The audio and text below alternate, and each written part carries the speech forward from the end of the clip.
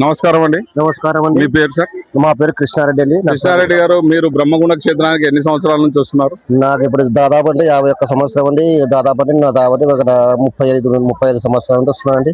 మరి బ్రహ్మగుండ క్షేత్రం తిరునాళ ఎలా జరుగుతుంది వచ్చిన ప్రతి సంవత్సరం? మీరు ప్రతి సంవత్సరం బాగానే జరుగుతుంది. కాకపోతే మాత్రం ఈ సంవత్సరం 2022 కొంచెం జనసంఖ్య కొద్దిగా తగ్గిందండి.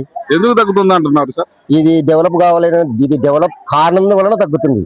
అంటే బ్రహ్మగుండ క్షేత్రం డెవలప్మెంట్ ఎవరి చేతిలో ఉందంటారు?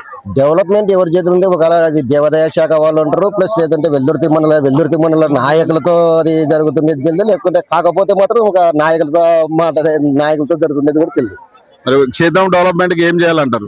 డెవలప్మెంట్ కి ఇప్పుడుండే ప్రపోజల్ ఎమ్మెల్యే కాస్తో పూస్తో డెవలప్మెంట్ చేయాలని చెప్పేసి వాళ్ళ ప్రభుత్వ నాయకుడు చంద్రబాబు నాయుడు గారు కొన్ని నిధులు తెచ్చి కొంచెం బాగా నిధులు చేస్తే బాగుంటది.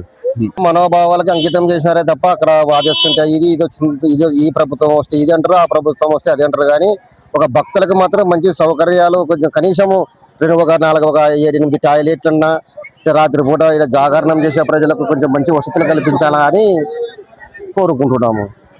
భక్తులకు వసతులు కల్పించాలి, ప్రభుత్వమైన ఖచ్చితంగా దీన్ని డెవలప్ చేయాలని చెప్పి ఒక భక్తుడిగా తెలియజేస్తున్నాం అంటున్నారు కృష్ణారెడ్డి గారు. క్రాంతి కిరణం. నమస్తే, మీ కాజా హుసేన్. వెల్దుర్తి మండల ప్రజలకు, అలాగే మండల గ్రామ ప్రజలకు మహాశివరాత్రి శుభాకాంక్షలు.